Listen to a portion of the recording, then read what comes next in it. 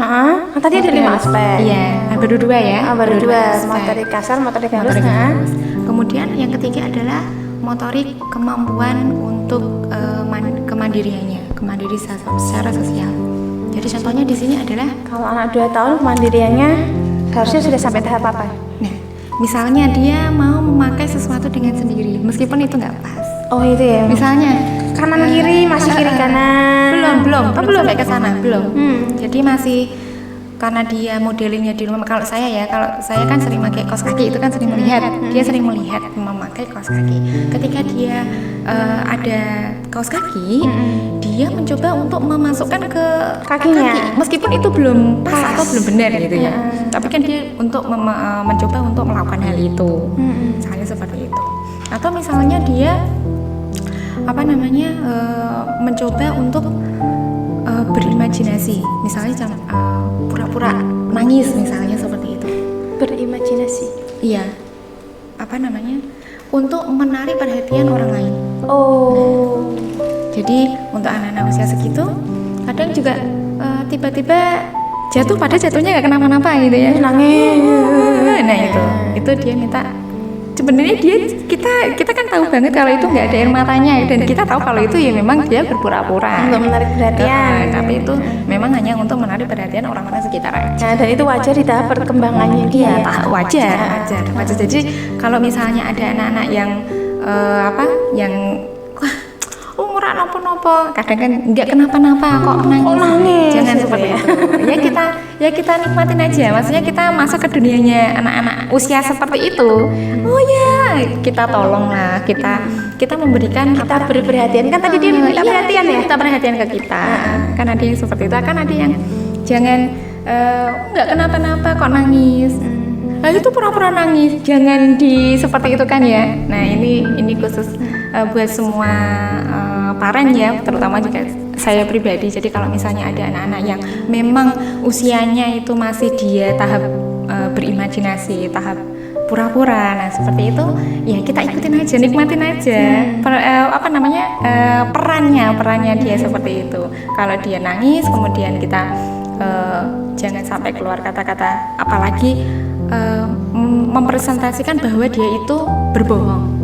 Itu kan wong ndak nangis, ndak kenapa-napa kok nangis, karena memang baru perannya seperti itu, dia minta perhatian. Ayo, nggak kenapa-napa kok nangis, ayo bohong ya, gitu tidak boleh ya. Karena ternyata itu memang perkembangan bagian dari kemampuan imajinasi tadi, kemampuan kemandirian secara sosialnya. Mandirian secara sosial. Dia menarik perhatian dari luar. Oh, sosialnya itu karena dia sudah mulai untuk menarik perhatian dari luar, di luar dirinya sendiri gitu ya, Be? Dengan perannya sendiri.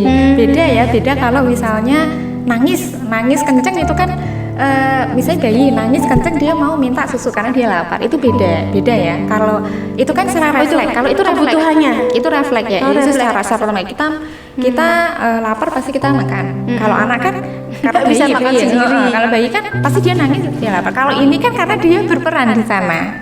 Bedanya kan di situ. Itu. Oke. Ketiga ya, Devi ya. Maksimal itu. Kemudian yang ketiga itu ketiga. Sekarang berapa? 4 dong. Habis 3 4 dong. Ya, keempat, ya. Masa 5? Betul, ya. Nanti perkembangan saya enggak ada yang salah dengan hitungan saya. Ya. 4. Oke. Yang keempat itu ada yang namanya perkembangan secara aspek bahasa. Aspek bahasa 2 tahun itu 2 tahun. Sudah bisa bicara lancar belum ya? Belum. Banyak kosakata paling hanya beberapa saja, tapi tidak bisa yang 3 kalimat atau panjang lah. Itu masa masih lucu-lucunya tuh ya. Masih lucu-lucunya. Ngomongnya masih ya kan? Bukan ya. Sudah tidak baba, itu sudah membentuk, sudah lewat dari fase itu. Jadi tahap 2 tahun paling tidak dia sudah mengidentifikasi ibu atau ayahnya, seperti itu. Ibu, cuma ayah. memang yang kalau mama papa itu kan cepat sekali, pasti yang didapat mama dulu ya kan, mama papa. Cuma yang mudah gitu ya. Yang paling mudah konsonan a, kemudian huruf matinya juga itu berpengaruh. Tapi kalau misalnya umi, abi, yang paling cepat yang mana? Abi. Iya, betul. Yang paling cepat yang abi. Saya merasakan sendiri ya. Karena Karena apa? Karena yang namanya umi itu kan masih panjang. Bisa juga umma gitu kan, ma gitu kan. Tapi kalau abi cepat sekali. Abi. Kemudian konsonan lain, misalnya dia mulai mengerti dua kalimat perintah misalnya. Ambil sandalnya. Ambil sandal. Seperti itu. Dia mulai mengambil sandal. Sudah masuk tahapan memaknai perintah. Tapi tidak banyak-banyak perintah sederhana. Perintah gitu sederhana. Ya? 2 kalimat atau berapa. Kemudian dia sudah bisa mulai mam. Nah, seperti itu. Itu bahasanya yang memang kemampuan bahasa tidak bisa langsung anak-anak itu banyak kata, kemudian kalau kita kok belum bisa memang tahapannya belum sampai ke sana. Baru hanya satu, kalau dia sendiri baru satu kata. Mam, abi, atau mama, papa. Nah, seperti itu. Jajan atau kue.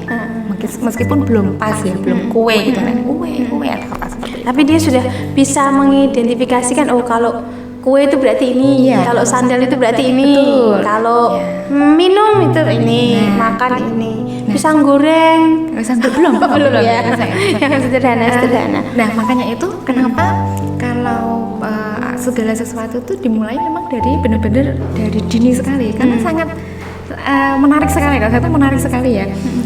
Ketika anak itu sesuai dengan perintah atau kebiasaan orang tua memberikan kosakata dan dia akan mengingatnya dalam jangka panjang. Dalam artian kalau misalnya kue, kita sering mengulang-ulang kata-kata itu. Kue di sekitar rumah misalnya, terutama buat parent ya. Nah itu parent dan calon parent dong. Parent dan calon parent ya. Harus tahu juga biar nanti nggak gagap ketika sudah jadi parent. Atau sudah prepare dulu. Tapi jangan sampai jadi parent hilang semua teorinya hilang. Oh berarti buka lagi atau buka YouTube. Nonton lagi buat yang sini. Nah itu ya, jadi tergantung dengan kebiasaan kita. Kalau misalnya kebiasaan kita itu makanya kalau misalnya anak kecil itu kan lebih mudah untuk dipelajari segala sesuatu. Jadi kalau misalnya dia sudah mulai mengenal itu atau berbicara, itu paling tidak kita langsung memasukkan misalnya alif, ba, ta, sa, dan seperti itu kan cepat sekali ya. Nah itu. Jadi usia 2 tahun sudah mulai bisa karena dia juga sudah bisa membedakan ya Bu ya. Oh, ini A, ini ba, ini ta. Cuman memang harus continue ya, nggak sekarang kita mempelajari alif ba ta sampai ya gitu kan, anak ya belum bisa sampai ke sana ya kan, paling nggak 1-2 karakter lah gitu. Karena kan itu tapi baru sekadar ucap ya, belum yang namanya tulisannya itu nanti bertahap lagi. Jangan sampai kita tiba-tiba buat parent yang sangat antusias atau terobsesi sekali dengan anaknya yang sekian sekian tahun harus bisa ini, jangan seperti itu ya. Jadi ada aturannya. Kita tidak boleh memaksakan anak untuk ambisi kita. Jadi kita harus tahu sesuai dengan tahapannya aja ya. Jadi kalau yang namanya huruf, yang namanya angka, terus kemudian alifba itu kan simbol ya, simbol. Kalau anak sudah bisa paling tidak mengucapkan lah apa yang kita ajari, alif, ba seperti itu. Cuman jangan sampai kita terobsesi anak saya harus bisa dalam waktu sekian bulan atau sekian tahun harus bisa ini. Tidak, karena yang namanya semua itu adalah simbol yang namanya alif, alif bentuknya seperti ini, atau ba bentuknya seperti ini, atau angka 1 bentuknya seperti itu, a bentuknya seperti ini. Dia harus bekerja 2 kali, dalam artian dia harus menyimpan memori itu ke dalam ingatannya. Jadi kan simbol-simbol itu yang memaksakan dia harus bekerja dua kali, melampaui itu ya tahapannya gitu ya. Yang harus tahu ya. Oke 4 ya. Berarti kita ke yang kelima. Ini yang terakhir ya. Ini adalah aspek dari kecakapan kognitif, cara kognitifnya. Nah, kognitifnya dia yang pertama paling tidak ketika usia 2 tahun mampu mengetahui suatu fungsi dari sesuatu objek. Misalnya gelas. Gelas itu gelas minum. Atau misalnya piring. Kalau anak saya sering ya bawa piring-piring, mam. Nah itu kan dia sudah tahu mulai fungsi dari itu benda. Nah kemudian dia sudah mulai memanggil, dalam artian saya butuh ibu. Dia panggil mama. Dia mencari mamanya, tidak memanggil mama, tapi caranya ke mbahnya, gitu ya. Kecuali Mbak dipanggil mama loh ya. Nah iya. Pengecualian, itu tadi Mbak dipanggil mama. Betul. Nah ini ya. Jadi ada pengidentifikasian ketika dia membutuhkan sesuatu, mengetahui fungsinya. Mengetahui fungsinya. Jadi untuk parin-parin yang memang belum di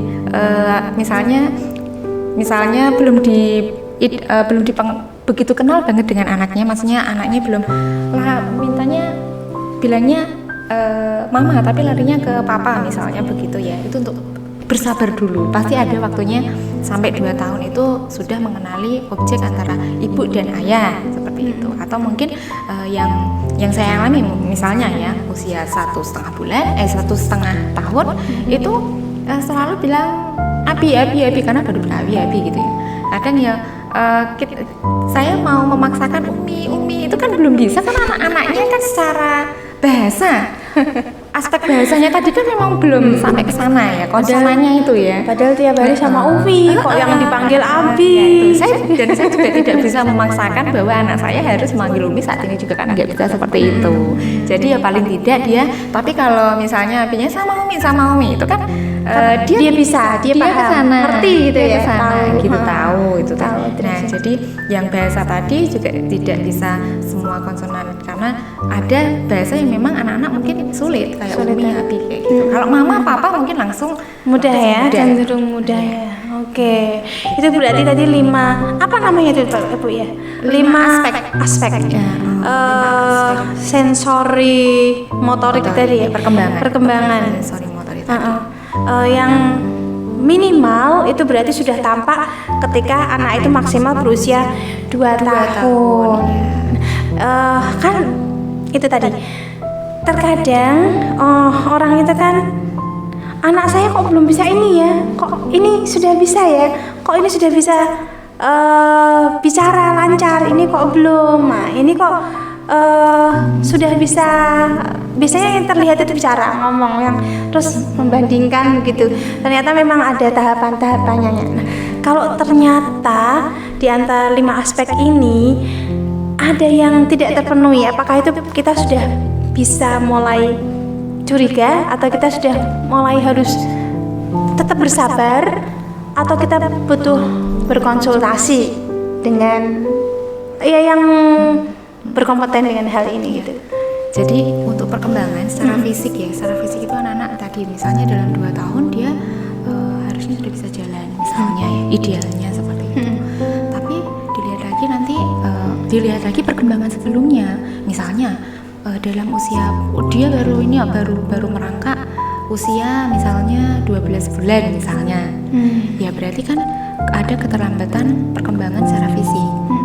Nah kalau untuk perkembangan secara 5 aspek tadi itu juga dilihat dari dilihat dari pola asuh orang tua di rumah juga.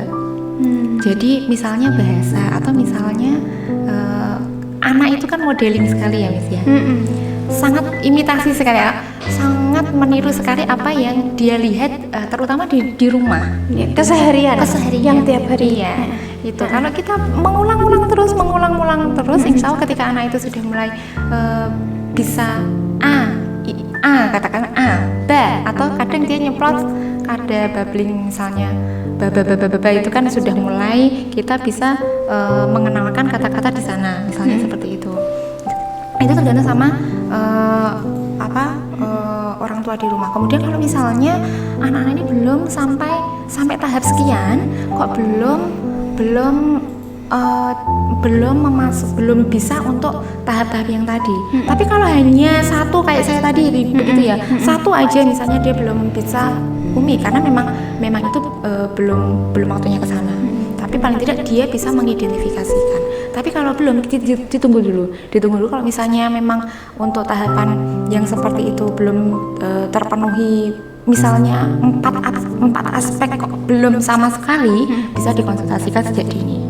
Karena ada perkembangan. Kalau hanya salah satu atau salah duanya berarti kita bersabar ya. Bersabar dulu dan kita juga menstimulasi anak. Oh iya, kuncinya tadi ya, karena anak itu sangat imitate ya, sangat mengimitasi, modeling sekali. Kadang mungkin yang kita sering lupa, anak saya kok belum bisa ini, tapi mungkin kita lupa, kita sudah pernah memberi contoh itu atau tidak. Kan banyak juga yang mohon maaf mungkin putra-putrinya itu besar dengan yang kakak yang putrinya. Nah ternyata, tapi tuntutan dari orang tua harusnya kan sudah bisa ini, tapi kok ternyata belum bisa. Nah mungkin lupa kalau ternyata selama ini dia di lingkungan itu dengan siapa. Kadang kan itu tadi yang Jenengan sampaikan, banyak sedikit kosakata anak, apalagi ya kosakata itu kan berarti tergantung siapa sing ngomong gitu. Iya. Delalah kok ya yang ngomong tiap hari nongkrong di warung, yang didengar adalah lagu-lagu zaman sekarang yang nempel itu dulu. Terus nanti orang tuanya panik, loh kok begini. Itu berarti kita introspeksi dulu. What happened in the past? Apa yang terjadi selama ini? Ya, jadi gitu ya, Bu. Ya. Sangat betul sekali. Jadi gini, untuk parent yang memang dituntut untuk bekerja di luar dan memang mengharuskan anaknya untuk diasuh oleh pihak ketiga, misalnya ada orang lain atau ya diasuh sama orang lain lah. Tapi paling tidak manfaatkan waktu ketika memang betul-betul dengan anak. Kalau kita dengan orang lain, misalnya yang mengasuh orang lain, kita bisa komunikasi. Kita bisa berkomunikasi bahwa anak harusnya juga dengan mbah misalnya kan sama gitu. Kita harus berkomunikasi, atau bisa juga saya pengennya anaknya seperti ini. Makanya kalau misalnya kita mau mempekerjakan orang lain untuk mengasuh anak kita juga harus tahu latar belakangnya si orang pengasuh tadi. Jadi bukan yang misalnya kesehariannya nonton drakor gitu ya. Itu anaknya rakopan. Nanti gede-gede jadi pemain drama atau jadi melo malah. Nah itu, atau misalnya kita asuh kalau yang paling biasa yang permasalahannya itu kan sama mbah ya. Kita kan kalau mau mendiskusikan sesuatu dengan mbah itu kan sangat, nah itu nanti jadi masalah lagi tuh. Ada masalah baru itu ya. Memang banyak kasus di situ sebenarnya. Karena yang namanya orang tua, kita mau bilang seperti ini di orang tua kita kok orang percaya nah karena lah aku saya sudah membersamai juga hasilnya bagus kan. Nah kan akhirnya ke situ. Dan banyak permasalahan di sana. Jadi kita harus pelan-pelan. Kalau kita mempekerjakan orang lain, secara otomatis kita akan tahu dulu. Paling tidak tipsnya. Yang pertama kita tahu dulu latar belakangnya. Kemudian yang kedua adalah kita tahu dulu kita sepersepsi nggak dengan kita. Maksudnya gini, kan kalau misalnya tujuan kita misalnya secara perkembangan itu, misalnya secara kita mau mengedepankan sosialnya. Psikologi sosialnya. Kemudian yang pengasuhnya ini dia introvert sekali, maksudnya dia bukan orang yang misalnya dia antisosial, kan nggak sejalan ya, kita harus tahu sosial. Misalnya begitu ya. Nggak pernah arisan itu berarti itu ya. Nggak pernah arisan ya, nggak banyak pengeluaran juga ya.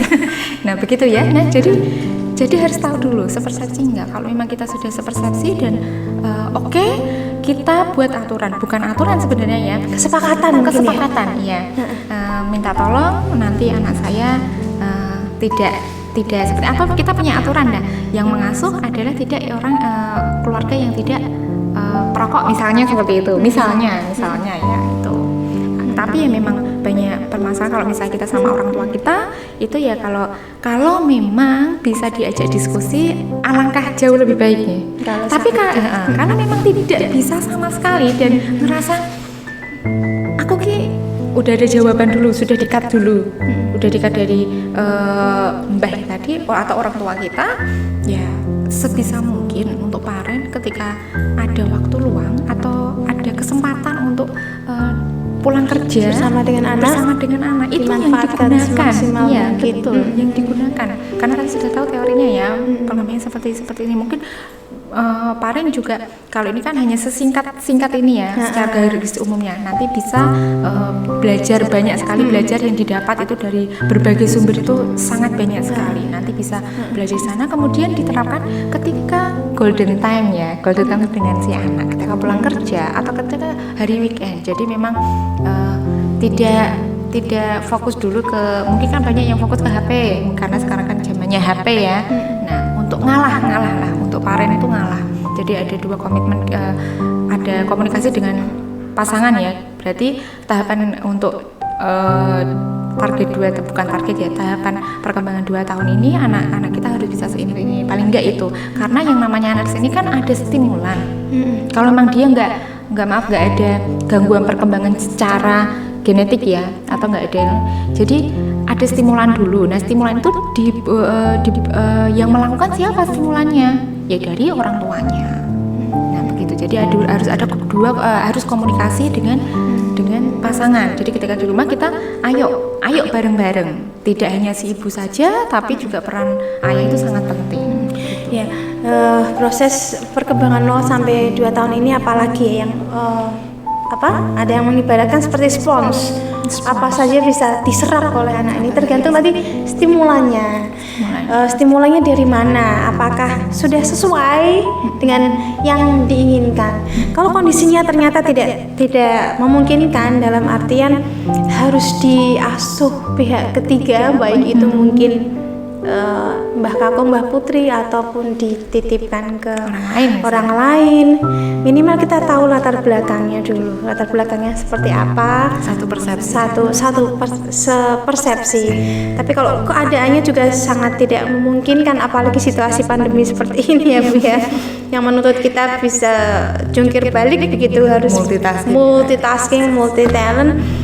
Minimal kita harus untuk bisa memanfaatkan waktu golden time tadi bersama dengan anak sesuai dengan tahapan perkembangannya. Dan sekali lagi memang kuncinya ada di mau atau tidak kita terus memperkaya diri dengan pengetahuan, tidak hanya berhenti sampai di situ saja. Nah, terus sampai sejauh mana kita itu butuh pertolongan gitu. Pertolongan apa ini? Pertolongan dari orang lain atau mungkin dari psikolog melihat perkembangan anak gitu. Ya. Jadi ketika kita sampai anakku kok tadi kan kalau 1-2 is okay, tapi kalau 4-4-nya mungkin baru kita butuh bantuan gitu. Seperti itu. Iya. Jadi kan tadi ada beberapa aspek dari begitu kan, saya ambil hanya garis besarnya saja ya. Nah, nanti kalau misalnya kok ternyata sampai 2 tahun belum bisa jalan, misalnya motorik kasarnya dia belum, yang namanya motorik kasar bisa dilakukan kan, dia bisa jalan dulu. Nah, kalau dia belum bisa jalan di usia 2 tahun, segera konsultasikan. Bukan langsung ke mana, ke psikolog anak, mungkin langsung ke ke dokter anak mungkin ya. Nah, langsung masuk, kita kan lebih secara fisik dulu. Secara fisik dulu. Nah, kalau memang kalau misalnya dia sudah bisa jalan, sudah bisa tahap 1, aspek 1, aspek 2, aspek 3, kok yang belum misalnya apa? Misalnya misalnya secara bahasa. Kok 2 tahun belum, masih babbling ya, masih nggak jelas. Babbling itu bicara tapi tidak jelas gitu ya. Masih itu coba distimulan. Ketika kita sudah berusaha untuk menstimulan, kemudian untuk memodelin dan untuk secara kontinu, kok anak itu belum sama sekali, segera konsultasikan. Stimulannya bagaimana itu Bu? Ya itu tadi, kita di rumah misalnya ngajak ngobrol gitu. Iya, selain mengajak ngobrol kita fokus satu. Ini sandal, ini mama, ini papa. Tapi satu ya, satu saja. Mama, kita terus aja. Itu mama, ini mama, ini. Itu ayah. Ayah. Kayak gitu. Ayah, mbah. Nah, seperti satu-satu aja dulu. Tapi kalau itu kita sudah melakukan sudah kok sepertinya sudah semua dilakukan, tapi memang anak itu belum bisa dalam waktu 2 tahun itu, segera konsultasikan ke psikolog anak. Gitu. Mungkin ada yang memang karena kan yang namanya tidak bisa ini tidak bisa itu kan nggak bisa langsung tegak karena teori ya Miss ya.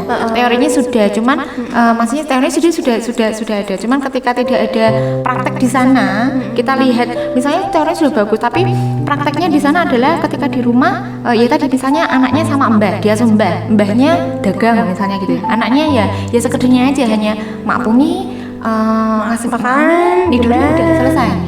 Terus kemudian si ibu, si parent pulang ya hanya HP-nya terima bersih, sudah ngerasa tidak ada apa-apa dan tidak ada stimulan apapun, tidak ada edukasi atau apapun, ya percuma.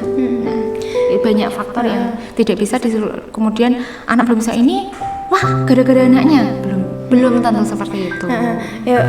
Berarti minimal kita beri stimulan dulu. Betul, sesuai stimulan dulu. Sekali lagi sesuai dengan tahap perkembangannya, dan hari ini kita masih ke 0 sampai 2 tahun. Setelah itu kita juga flashback ya, apa yang mungkin belum kita lakukan sehingga anak ini bisa kok ada yang terlewat gitu dari 4 aspek tadi. Setelah kita lakukan ternyata kok belum kelihatan hasilnya, belum terlihat hasilnya, berarti kita butuh pertolongan. Seperti yang tadi disampaikan, sesuatu itu tidak berdiri tegak hanya karena satu alasan, satu sebab mungkin ya, sebabnya mungkin dari banyak. Itu mungkin yang perlu dikupas satu persatu gitu ya Bu ya. Itu fungsinya ke psikolog ya. Misalnya anak saya nggak bisa seperti ini dalam usia segini, dan ibu menyalahkan anakku, yang salah anakku, ada apa-apa dengan anakku, nah gitu. Tapi itu kan hanya dari satu sisi pandangannya. Cuma kalau kita sudah tahu seperti itu, kemudian kita ke psikolog anak, dan di sana akan tidak langsung menyalahkan anak, tapi akan dikupas, maksudnya secara mencari penyebabnya dulu. Iya, kalau memang si anak ini memang tidak ada keterlambatan secara fisik ya, tidak ada gangguan seperti itu. Jadi banyak. Itulah fungsinya kita berbicara, mencari tahu, mengupas satu persatu what happened, apa yang terjadi, tidak langsung mengambil keputusan kemudian mengambil tindakan tentang sesuatu yang terjadi. Oke, Bu Nia, untuk 0 sampai 2 tahun ini sebenarnya apa ya? Mungkin masih banyak pertanyaan dan masih banyak hal yang perlu kita kupas secara mendetail, tapi tentu saja kita nggak bisa secara detail ya, karena kita minimal tahu dulu. Mungkin bagi sobat podcast di rumah yang sudah tahu, sudah mengenal, tidak ada salahnya kita merefresh kembali pengetahuan kita tentang hal ini. Kalau yang belum tahu, tidak ada salahnya kita belajar. Dan jangan hanya berhenti sampai di sini saja. Kita bisa belajar lebih jauh lagi, buka-buka, baca-baca lagi, apalagi sekarang informasi tersebar begitu luas. Jadi hanya mudah sekali sekarang ya. Mudah sekali. Ini hanya sebagai stimulan saja. Menstimulus kita untuk senantiasa belajar. Nah, insya Allah kita akan lanjutkan di tahap perkembangan selanjutnya, yaitu 2 sampai 7 tahun. Apa tadi ya? Prakemerdekaan. Praoperasional. Oke, sobat podcast semuanya, insya Allah kita akan lanjutkan podcast ini di praoperasional, yaitu tahap perkembangan dari 2 sampai 7 tahun di podcast selanjutnya. Jadi stay tune, tunggu saja kita di podcast selanjutnya. Untuk hari ini terima kasih dulu. Insya Allah kita bertemu lagi di podcast selanjutnya. Bagi teman-teman yang ada pertanyaan, boleh juga ditulis di kolom komentar. Oke, saya sudah untuk podcast kali ini. Stay healthy, tetap jaga kesehatan dan tetap jaga prokesnya, protokol kesehatan. Saya sampai di sini. Terima kasih. Assalamualaikum warahmatullahi wabarakatuh. Waalaikumsalam warahmatullahi wabarakatuh. Bye bye.